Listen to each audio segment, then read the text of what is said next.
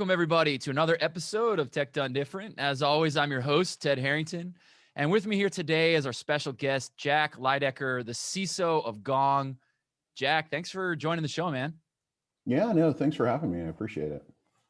Cool. Let's dive right in, because I think that what you do every day has insights that many of the people who listen to our show are probably really thirsting for. And it's essentially this question that, you are the security leader of a company that's fully cloud. And there's probably plenty of people listening to this saying, how do we do that?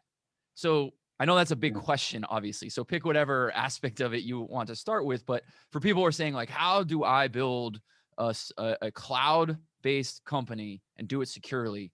Where should they start? Yeah, no, absolutely. I'll love to speak about that a little bit. I think one of the big things that you see that happens a lot is, what type of cloud company are you, right? And the reason why I say that, I've been at a lot of different companies. If you're dealing with a lift and shift where it's more traditional infrastructure and I just happen to host it in AWS or Google, that's one thing. What I'll really talk about more is, if you're a cloud company, how are you actually taking advantage of cloud, right? Like, are my instances ephemeral? Am I trying to patch an AMI versus just spinning up something new and then hooking into a data source? So I think that's one of the big areas of making sure you can kind of align on first of, what are we trying to do? How can we automate? This is, I think, one of the areas where it gets a little bit more challenging is, if you're trying to do things manually, you're probably not doing it very cloudy. Even for us, because we'll use things like CIS hardened AMIs, that makes it a lot easier, right? We know what the baseline is, we know what it's going to be doing.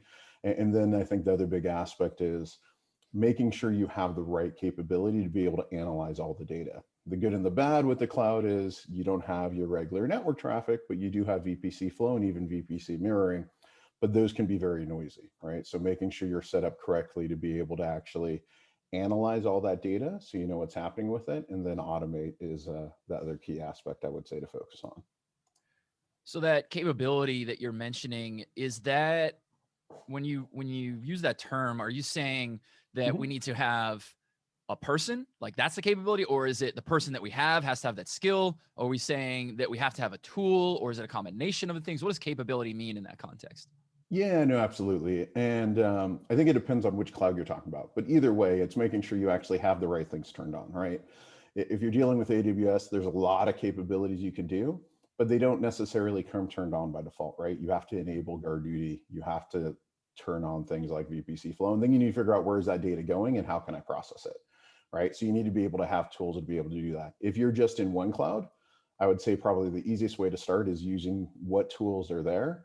If you're dealing with multiple clouds, which I've had to do in the past, then you're looking at some sort of aggregation, right? How am I pulling that data together? How can I do data stitching? So yes, you still need a person to be able to look at it to some extent. But if you don't have a system, or if I'm not capturing the data, I could have a team of 50 people and it wouldn't make any difference. I need to be able to have the data to be able to look through too. Interesting. Yeah, this angle to the problem of having, we have to have the tools doing the right things to help us achieve the goal, but then also having the people who know how to run the tools. I'm curious your take on this, because one of the challenges that I've seen happen at a lot of companies, cloud or not, is that there's the siren song of a tool that will solve all my problems, right? Like, walk around the expo floor at RSA and there's no shortage of promises that this solves your problem, right? And the challenge, though, is once you buy this tool, now someone needs to run it, respond to it, be trained in it. How do you see, well, I guess two questions. So first, you also see that? And two, if so, how do you think that we deal with that? How do we fix that problem? Yeah, no, that actually is a common problem, right? Everyone has a new tool. I could have 50 different tools, but nobody knows what to do with them. I think the biggest thing there, though, is, to your point, you have to have someone that can tune and maintain that tool. Otherwise, you shouldn't be buying it. Like, what am I getting? Is it making things less complex or more complex? I would say there's still some kind of baseline things that I would expect, which is, can I process log data? I know I was focusing on that, but to me, even for a company like Gong, even though we have, I don't know, probably around 600 people or so, we're closing in on 2 terabytes of data a day, right? So that alone means I need a way to be able to process that, which is not necessarily as simple as it would be if I was on-prem. But there's not one tool that's going to fix everything, right? I would say, even if you look at cloud security, there's lots of consolidation happening all the time. If you went on the RSA floor 3 years ago, probably about half those companies have been acquired, in some cases acquired more than once. That's not really the right answer. It's more of, what are we trying to do from a risk mitigation perspective? And do I have enough visibility across that to be able to do that? And then how do my tools fit within it? And how do my people manage those tools and be able to get the value out of it? It doesn't do you any good if you're just buying the nice shiny object if you're not going to maintain it and use it. Got it. So in a sense, part of what we're talking about here is really part of, you know, leadership principles or the leadership challenge.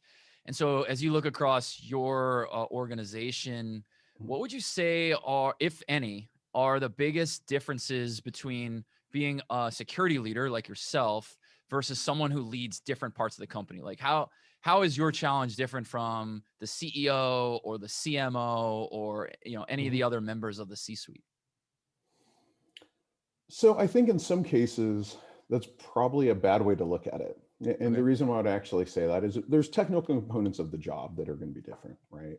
What am I doing to secure, and specifically how my team is doing it is going to be different than what the other leaders are looking at. However, I would say if you're a leader in a company, your goal should be the same, right? What am I doing and how is my team helping our business grow? Are we increasing friction into our company, or are we actually making things go faster?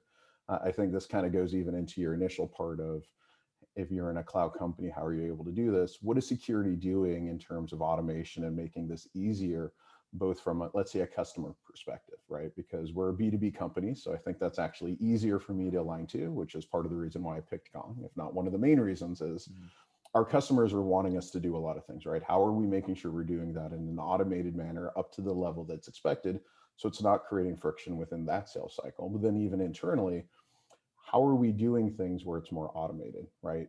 I don't like doing a lot of manual reviews. What can we automate?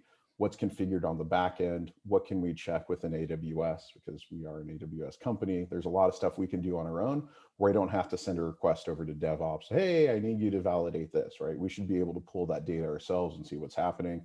So it's easier for them when we deal with compliance, but then it's also better for us because we know exactly what's happening and we can react accordingly. Yeah, it's really cool. I mean, you're talking about this idea of, you know, how can security support the business? And in a lot of times that connection isn't always made. So, you know, this idea of using security as a business driver, I've heard you say automation certainly is a key thing. How do we reduce friction, et cetera? How would you best define the advantage that security delivers to a company? So I think the first part is understanding the company, right? Because what security does for each company is not necessarily always going to be the same. Not to say that it's necessarily going to be bad or good at a different one, but you need to understand the business, right? And this is why, kind of going back to even that initial leader part, what's different between you and some of the other ones, I need to understand, one, how do we make money? What are our customers looking for? And then how is security a part of that? Same thing if you're looking at what is marketing doing to make the brand more aware? How is HR bringing in the right people and helping through that process? We should be no different in that regards, right? How are we actually making sure security is securing the type of data we have, right? We take a lot of data in, so there's a lot of risk there. But our customers also want us to be able to get that data because we can provide more value. So from that perspective, building up a program where they get comfortable with what we're doing, and we should be doing more than they expect from my perspective, makes that easier, right? So especially if you look at it from even a competitive standpoint, because we're growing really quickly, it's easier for us to do this and maybe some other companies. We can put in a lot of maturity quicker than I would say some other ones. And that, I think, is to your question, how is security looking at helping speed that up? It's making sure we have the right level on it, but it's also understanding the business, even going back into really quickly. I started in security more in like pen testing back in the day, right? I know we initially kind of talked about some of that and everything else.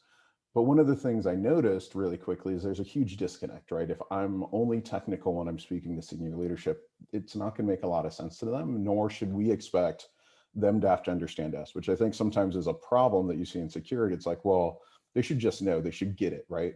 This should be really apparent. Of course, we have to do this, and this is why. If we're not able to relate it back to the business terms, we're not really meeting the intent of what you should be doing, which is why I even went back and like got my MBA and everything else. Is I saw that disconnect and I wasn't really sure why. But in order to really enable the business, I need to understand the business and then align what we're doing and how we're actually helping there. You're absolutely hitting the like center of maybe not a nerve, but Hmm. a real challenge that I see across all industries, all companies, that there Hmm. is this disconnect between the business and the technical. And it's not even because the technical people don't care about the business. It's just like Hmm. that wasn't part of what they were trained to do. So now that you've sort of had that moment of self-awareness and went to go learn some things and got a degree and everything, what are the couple things that you learned in that process that other people can emulate? Like they might not have the Sure. resources or the time or interest in getting an MBA, but maybe there's like a couple things they could go Mhm. study today.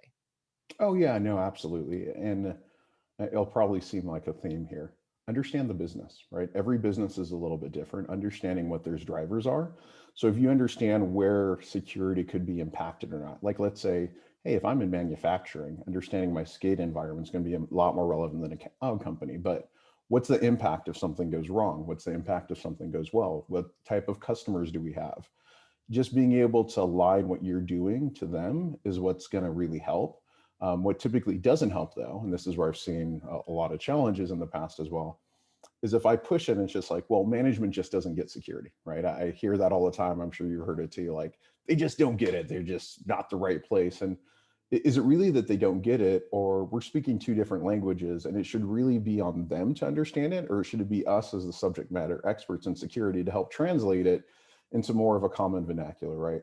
How are we talking about the different issues that we're dealing with, and how are we making sure we're actually fixing them, right? Now, are we moving down the path, right? I think that's the other aspect when you're talking about what should you think about. How do I make sure that I'm not selling FUD, because that typically doesn't work well? But then also, how do I explain this is a journey, right? You don't have a security project and hey, we're done after a year and then you never do anything, right? Security is, you're having to constantly improve. You have to change based on threats, what's happening with it, even making sure you didn't miss something, because it only takes kind of a bad actor one mistake to be able to come in. So you have to continue to improve, that you're clear in expressing that, right? It's not a, all right, hey, I got all this funding, I did all these different things. And I actually even had a peer years ago where it's like, after a breach, guess what? They got like $10 million and burned through that in like 3 months, but they didn't actually end up deploying anything or doing anything with it. So then when it went time to go back to the board, they're like, hey, are we better or worse? And it's like, well, we think we have a roadmap now, but we didn't actually fix anything. And that wasn't a very well received. So that's kind of Yeah. one of those of just being aware of, if you're not getting the visibility that you want, is it because they don't understand? Is there some alignment? Is there other business challenges that maybe take away from what's happening? How do you understand what's happening so that way you can better express what you're doing and how that actually relates back to the business? Hmm. And that I would Yeah. say doesn't take a degree, right? It's more of like, what are we doing and how are we actually doing it? Right. Right. Yeah, no, that's a really great point. And man, what a squandered opportunity that you just mentioned, where it's like a breach, Mhm. bad thing happens, that sucks. But then resources become available. That's great. And what a Mhm. great opportunity to say, how here's an opportunity to level up. And maybe the business experience after that of like, well, do we need to spend money on this? Because if the Mhm. money's not going to be actually making us better, what are we doing? Is that what essentially what happened? Yeah, I think they still did it. I think it was more of a, hey, you spent all this, but you're not able to actually show me what we're doing. But you see it all the time, right? Where it's like, hey, there's a big impact after this breach, and then we're going to do it, and then we're not. A lot of that is, how are we articulating the impact of what happened, and how are we showing that we're going to be better from it?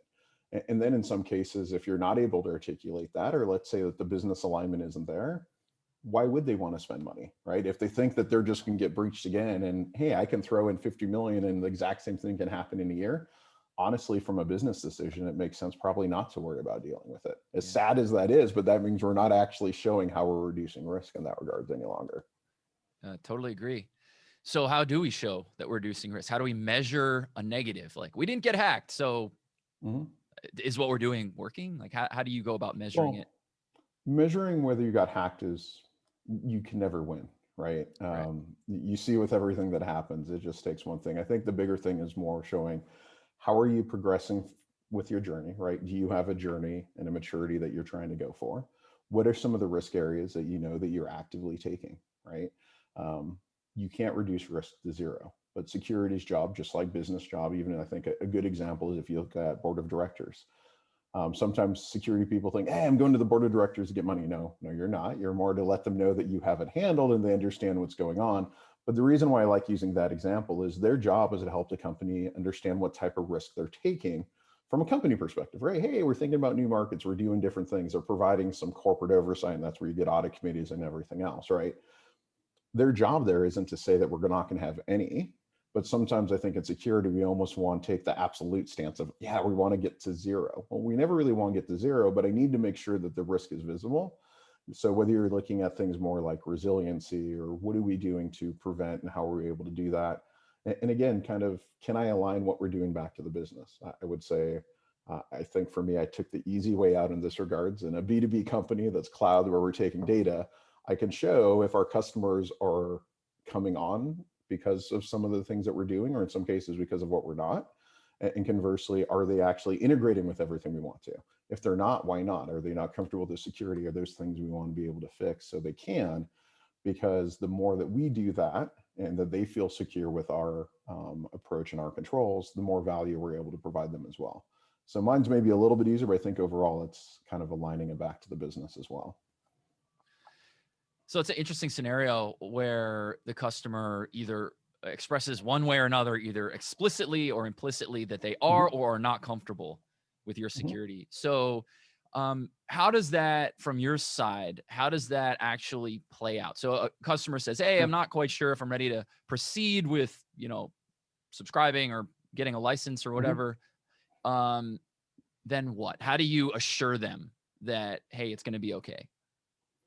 Yeah, that's a fun question, right? I think some of it depends on the customer, right? Kind of the same thing. And this is, and actually it made me think of maybe an easier way to talk about one of the things that I really liked, and I think helps even more than maybe some of the education.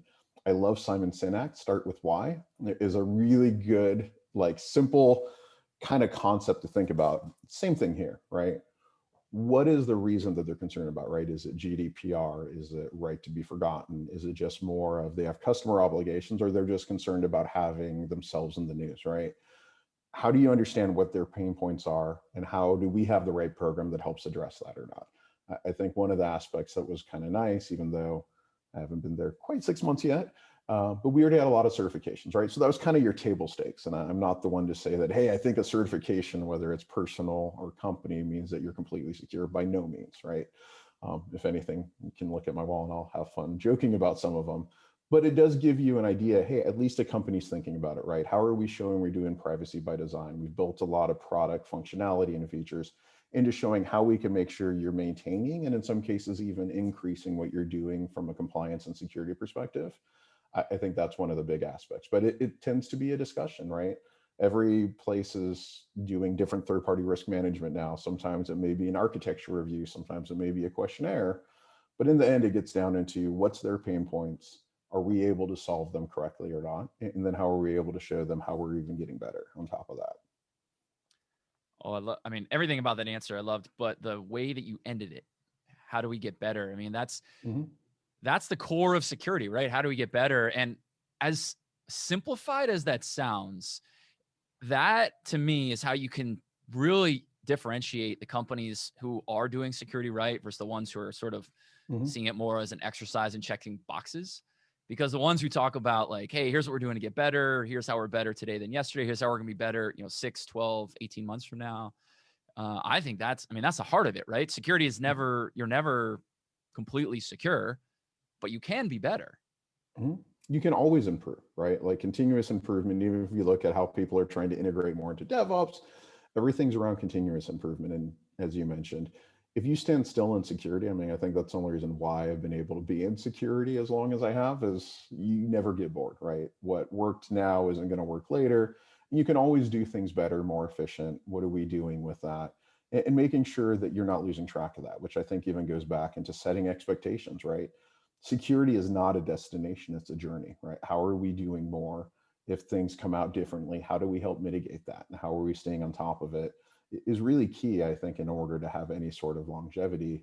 Because if I think that, all right, hey, even if I have an unlimited budget for a certain time period, that needs to continue, right? You can't just stop like, hey, we did good enough, because compliance, again, to me is kind of a means. If you're doing good security, compliance comes really easily, but you've seen the inverse a lot, unfortunately, where you think you have good security because you have compliance, but you're really doing more compliance theater versus the security in the back end, which is, for me, a really big aspect, even when I came to Gong, that I actually had some pretty interesting conversations of making sure, where do we want to be? And in some cases, that may not work for every company. Partially, I think in a lot of the cases, it's just not articulated well, not that they don't want to do it, they just don't understand why that's important. But really making sure, how do we want to do things, right? Because just because I passed an audit doesn't mean we're where we need to be.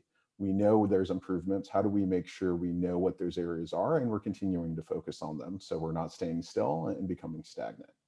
Yeah, totally agree with you on that. So let me switch gears a little bit and ask you Sure. about, so your name is Sure. maybe, it doesn't sound like your heritage. And you and I were talking about that the other day, about how that's kind of like, maybe you're social engineering people. You're like Yeah. sneaking in some sort of, so tell me a little bit about that. Yeah, it's actually kind of a funny thing. And ironically, I almost hate to even just mention this, but I think even my company, because I have a big focus on like diversity and equity, helped highlight in some cases things I don't always think about. When I was growing up, my mom, who's actually from Honduras, so I'm technically a first generation immigrant on my mom's side, which you would never guess from my name, didn't want me to know Spanish. Didn't want me to actually even show that I had any Honduran anything, which I think was kind of sad in a way, but I understand kind of why she did that, because to your point, hey, am I in disguise or things like that? Because there was a concern if there's a perception of, okay, hey, if you're not fitting the exact mold as someone else, or what are you going to be doing there? How is that going to affect you? Which I never even really thought about. I just thought it was kind of weird. But if I kind of go back to my mom, which I think is kind of interesting too, she was the first of 16 kids that moved from Honduras, actually as a nun. So I like joking around with people that I'm the son of a nun. She was out of the nunnery for a while, but it's still a really fun story. She hates it, which probably makes it even more entertaining for me in that regards. But she came from a place where she was the first out of 16 and only 8 survived past 5. So not, hey, her mom was pregnant 16 times. She was actually pregnant even more than that, but 8 actually made it past 5, which is kind of a weird situation if you think about. But if you look at kind of what's representation in some of the areas, I think even some of the things I've gotten from people getting more in the industry recently, it's like, hey, we just don't see people of our color or different things that are in there. And in some cases, maybe we are. And like me, I was kind of in hiding, right? But how do we make sure that we're talking about them more? And how can that be a benefit, right? Because I think even as I've built teams over the years, the more diverse the team is, typically the better it's been, without question. Like if everyone's kind of the same, regardless of whether that same is, you end up starting to get groupthink and other things, which I think is horrible. Even on my team, I'll come up with ideas. I even tell them like, hey, look, if I'm the only one and everybody agrees, it's probably a pretty bad idea. And I'm aware of that. Like we should be talking about and figuring out what's going to make the most sense, because you only have one perspective. So how do you make sure you get all those different perspectives? So now that you've sort of recognized maybe some of that, I guess, Sure. I don't know if dissonance is the right word there, but have you found that it has like uncovered the community that you're now a part of? And do you find that you're able to sort of have a louder voice, louder megaphone for that community? I feel like it's one I can probably do more on, actually, which is kind of one of the ones. It's like, how do you make sure to get involved? I think I'm trying to do what I can even at my company, or even talking about it more. I think some of the feedback, even just talking about it, can help. I feel like there's probably more. I mean, I actually was, even when I was younger, part of like the HACU, which was the Hispanic Association of College and Universities back in like 99. Nice. But it's how do you stay involved and how do you continue to talk about that? I think there is communities that you run into more. And I would say a lot of my friends actually end up in that area, and other different ones too. But just being able to kind of highlight, hey, there is people of this in our industry that isn't always as apparent. That alone, I think, is kind of helpful. But I think to your point, I think there's probably quite a bit more I can still do. And I'm trying to figure out even what should I be doing in that regards, because I also don't want to feel disingenuous with it either, right? Like my Spanish is horrible. Like it's really, really bad. And on top of, to make it even worse, like my mom became a Spanish teacher when I was in high school. I'm like, seriously, like it's bad enough that I didn't know it, but now you're even teaching kids, and my Spanish is bad. So like with like my daughter, when she visits, she's not allowed to speak English to try and help not That's create smart. the same thing in that regards. But I think it's a process, and it's kind of the same thing when I'm looking at security. It's a journey, right? Like what can I do to even talk about it more? Like you said, you and I talked about it, but honestly, what do I do with that? I think I'm still trying to figure that out myself. Yeah. Well, I mean, that's certainly the first step, right? Is asking the question, what more can we do? How can we do this Mhm. better? And, when I look at our company at ISE, it's, the statistically, we are ahead of like every Mhm. diversity metric that there is. Like quantifiably, if the stat is like X, we're above X. Sure. But nevertheless, and that's relative to the security community, but the security community isn't Mhm. as diverse as other industries. So even though we're ahead of the norm, we're still like there's ways to go. What are things we can do? And I don't know the answer to how we can foster diversity, but I so strongly agree with you that diversity of viewpoints, diversity of ideas, which isn't even talking of that's not even a question about ethnicity. That's just how Mhm. do we make sure that we get different people who think differently to challenge each other, right? Yeah. How can you have kind of an open discussion around different viewpoints, right? Regardless of what it is, everyone has different experiences. And how do you create an environment where it's there? And I think to your question, or even around like diversity and how do we do more with that? Um, I know my company's been doing a lot of research on that too. Like, hey, you can't just prepare for when you're where you want to be. It's how do you make sure that you have the right support mechanisms, so if you do get people, they feel supported, because I think that's one of the biggest things that you've noticed across the board, that if people don't feel supported, they're not going to necessarily stay, right? So it helps from, I think, even a stickiness perspective, but even a growing perspective, and understanding what's happening is, okay, how do we reach out to different communities, right? How do we make sure that there's some different opportunities there? I think security is actually one of the areas where it's a little bit helpful in terms of, everyone loves talking about the employment shortage, right? But then it's like, okay, what are we doing to help fix that? Do we really need someone that needs this? And I think, especially, I don't know, I almost feel like I've been in the security too long, but like someone coming out of a security boot camp probably has a lot less value to me than someone that like did something on their own, right? Mm. Hey, did you go and do a capture the flag? Did you do some other labs yourself? Like, what did you actually do? Or maybe you don't have the exact experience, but you can show me that you have those skills, right? How are you curious? Because even I would say for any security cert, okay, the second you take it, it's already starting to get stale, right? We already talked about continuous improvement. I think security is one of those areas too, where it's like, do I really need someone that fits this exact mold? Or I actually probably want someone that's a little bit different, but they're analytical, they're curious, they want to dig into things. I mean, even the way I got in security, I think was completely fluky, where I thought I was going to be more in business and ended up figuring out, hey, I can break a website and then figure out how to fix it. And I can get paid for that. This actually seems kind of fun for me. Like, Right. there wasn't any specific reason behind it besides, like I said, it's just something I stumbled into, but because it was so vast, was really interesting to me, right? And I continued to go with that. Where if it was stuck of, well, I really wanted someone that did this, I probably would have never got that chance. And I think sometimes we forget about how a lot of the people that have been in security for 20 years started, that we get into this sort of like, well, no, you need to do this, or I have an entry level position that wants 3 years of experience. It's like, well, it's Crazy. not entry level then, right? Like, Right. you can't be entry level and Experience. need all this experience. Or, oh, for a SOC analyst, I want a CISSP. It's like, well, why? Right? Right. Like, I have a love-hate relationship with the CISSP. Mainly, I've had it. Actually, I think I'm hitting my 20-year anniversary, which is sad Nice. in a way. But it was a management cert, really good high-level one. Like, I loved it when I was doing even work with accounting. It's like, hey, partners need to do that, so they understand the concept. But it wasn't meant to be a technical cert, right? Now it's evolved a little bit and gone back and forth. But like, never in my wildest dreams would I have ever imagined that I would want like an initial SOC analyst coming out of school doing a CISSP. Like, I don't see a big benefit there. But you see that a lot in our industry, which I think is kind of making it more complicated to create the type of people we need to fill in all those gaps, right? Because if we can't actually start building people at a lower level, they're never going to get to the level that we want them later on for engineers and other work. Yeah, I love it. So I have this idea. I'd love you to either validate or poke all the holes in it.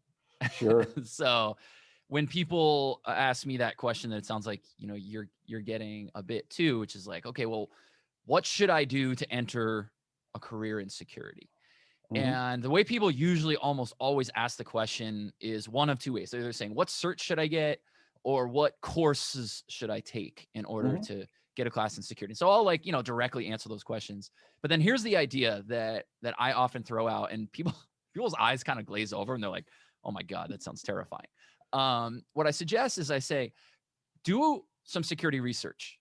Mhm. And the reason that I think you should do security research is the outcome almost doesn't matter, because if you go through the process of saying, "Hey, I've come up with a hypothesis, I'm going to go Mhm. evaluate the hypothesis.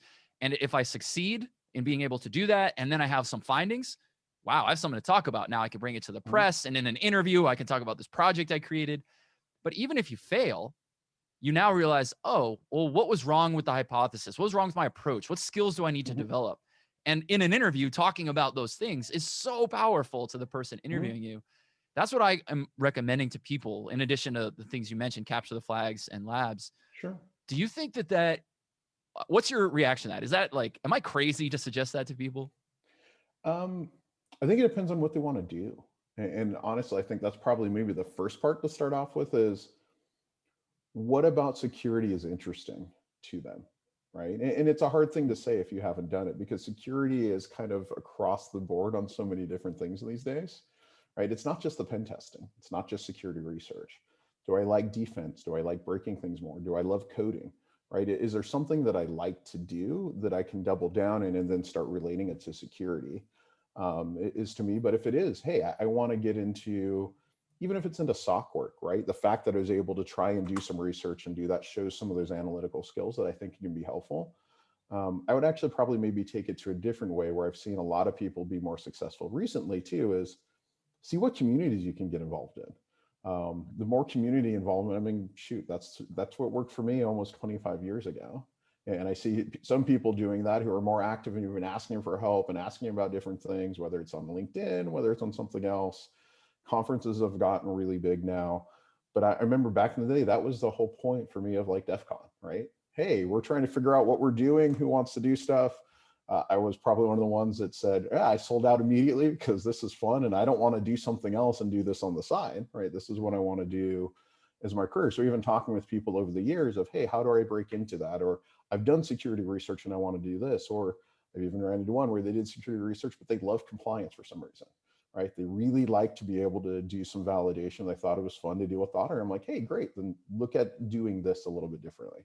So I guess my main point with that is, I think what you're saying is actually good, but it depends on what they want to do. And there's lots of different things you can do. And the biggest thing is just figuring out what is my goal and what do I need to get there, which is going to be a combination of different things.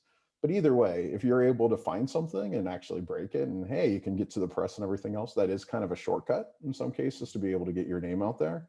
Um, but if I'm not a super technical coder, but I still would be good on a lot of the analytical stuff, that may not work as well for me. So that would be the only kind of caution part I would put with it, is just making sure that it's something you can do, or if you can't or you don't want to, figure out something else. But I think there's lots of opportunities, even whether it's volunteering, get involved in different areas, you can definitely get your name out there and start working through it. Mhm. Yeah, that's a good point. I mean, but you can do research that isn't just breaking things, right? Absolutely. Like if you're an analytical person, you could study, um, like, here's the data set Mhm. and what can I get out of that data set, right? Sure. Yeah. I mean, that's going to be like a research project though, too, right? And I guess this is, again, to me, kind of goes into what are you trying to get from it? If you're talking about in an interview, how you can explain that. I'm not saying it's a bad thing. I just think it's more of a, what am I trying to get out of it? And is it matching what's happening with it, right? Like, Yeah. because what you don't want to do, and this is my only kind of caution with that, it's like, oh, hey, I'm going to analyze what I think people need to do for GDPR, but I have no background in privacy, right? I have no background in this part. And I'm going to come up with this great thing that I think is awesome. I'm going to try and talk about it. If it ends up being all wrong, it still helps you that you kind of looked at it, but it's like, you need to make sure that you understand what you're trying to do. And you don't just have it so open-ended that you don't know how you can validate, which to me kind of goes back even into the community part, where if you are working with someone that's helping you through that, And you can bounce ideas off like, hey, I'm thinking about this. And it's like, oh yeah, that's a good idea. Or, hey, if you can figure out how this works, awesome, right? Versus hey, I'm just gonna go off on my own and do it. And I come up with this great thesis that I came up with, but I forgot some of the dependencies because I've never done this before. And I just wasted 50 hours for nothing. That's the only reason why I would be putting pushback. Beyond the fact Yeah. they just think I didn't want to agree to agree. Yeah, that's interesting, because now it's almost like we're talking about pairing a couple ideas. One is like, go do something more than just like get a cert. Yep. But then also find yourself someone, some resource, some mentor, someone who can kind of help validate your growth. Because yeah, without guidance, who knows if we're going in the right direction. Yeah, I would say so for sure. I think having some of that guidance is helpful. And I would say um, when you do that though, because I see this happen sometimes too, make sure you understand what you want from that guidance. Because what you don't want to do is be like, hey, I'm throwing myself on LinkedIn. I need a mentor. Yeah. Okay, great. Well, what does that mean? And also you still need to take accountability for what you want to do. Like I've had a lot of people I've tried to help over the years. And then I've had some where I'm just like, you know what you're doing. I don't know how I'm supposed to help you. Like, I can't create this for you. Like, you need to tell me what your passion is, what you want to do. And I'm happy to tell you what to go focus on. But if you're expecting me to give you a roadmap of how you're going to get from SOC analyst to, let's say, CISO, for example, that one is a pretty long journey. But then two is like, why is that? What do you really want to do? Is it more you want to get into management? You want to get into leadership? You want to understand how you're reducing risk? Like, you need to understand as well a little bit what you want to focus on, which is where, again, like I said, I think security is fun because there's so much. Do a little research, understand what day-to-days are a little bit, figure out what you want to focus on first, try that. What you started with, you may not end up with, but at least that way it gives you an idea of what you're looking for. So you don't go for a mentor without some defined criteria, because if you get too demanding or it's too vague, the problem you'll have is a lot of people will just kind of fade away, and then you're not getting what you want out of it either. Yeah, definitely. Yeah, the mentor ask is a scary one, right? Asking someone to mentor you, but then people, no, like in my life, I can't remember anybody who taught me how to ask a mentor. I just kind of had to like figure it out. Be like, well, this person's really busy. Maybe they can only answer one question at a time. And it turns out in hindsight, that's actually what you should do. You should, the way you get a mentor is you start really small. Like, I have this very specific thing. Can you give me advice on this one idea? And then as you build trust over time, that person maybe becomes more involved in what you're trying to do.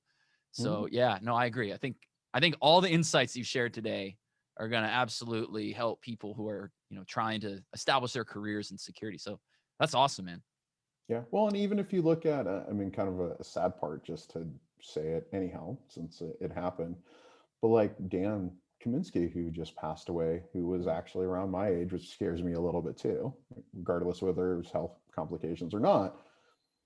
You could always ask him a question, right? Like if you think about the old days at Econ, anybody just ask stuff, right? And for me, I think that's the part where how can you start small, build up some credibility before you try and get too much of a big ask, right? Just have a quick discussion. Hey, saw your talk, or I saw this. What about this? How do you talk about different things? I think that community is still well and alive in that regards. But the main reason why you just bring up his name, people didn't talk about all the technical stuff he did. Like almost all the things I saw over the weekend were around like, oh yeah, I remember when I talked with him and we had this great discussion. It was always like down to earth. And I think to me, that's really what you want to be, right? How are you able to help with it? And don't be afraid, because most people that have been in this, and there's always going to be exceptions, right? We love to talk about what we do. Like I love talking about security. Security is the most fun thing for me to probably talk about. And I've never been like, no, I can't just talk about this or talk about that. Even the fact like I take great pride, total sidebar, but for some reason I feel like this is so relevant in this case. I can't say how proud I was when my daughter decided to pick security awareness for like her third grade class. Wow. Like that was just the most exciting thing for me. And I'm like, oh, I've corrupted another one that's getting the bug that she wanted to talk about, like malware and things like that. Like to me, I think that's what we want to do, right? Because security is really a community game. It's not a one person versus this. It's how do we improve each other? And there is a community there. So how do you become a bigger part of it? And that will help you with your career as well. I love it. Yeah, what a great way to honor Dan and the contributions that he made, and to tie it back to what security is about, a community. That's powerful stuff. What a great way to wrap up our episode here. As we conclude, Jack, any last parting words or wisdom that you want to share with our audience? Yeah, I mean, I think whether it's, again, just to kind of summarize, if you're trying to break in security, spend some time yourself, figure out what you want to do. And I think there's lots of opportunities to do that. And then second, if you are in security and you're running into the challenges or you're not able to communicate with the business, understand your business, right? Whatever it is, it doesn't matter what it is. The more you understand your business, the easier it is for you to be able to relate to what their pain points are and how security is going to relate. Love it. Well, thanks for sharing all the wisdom, man. I mean, this is, I think people are going to learn a lot, I got a lot out of chatting with you today. So that's my barometer of like, yes, that was good. Awesome. Awesome. All right. So for everybody listening, if you want to learn more about what Jack is up to or to request to appear on the podcast yourself, just head over to tedharrington.com/podcast, and we'll catch you next time.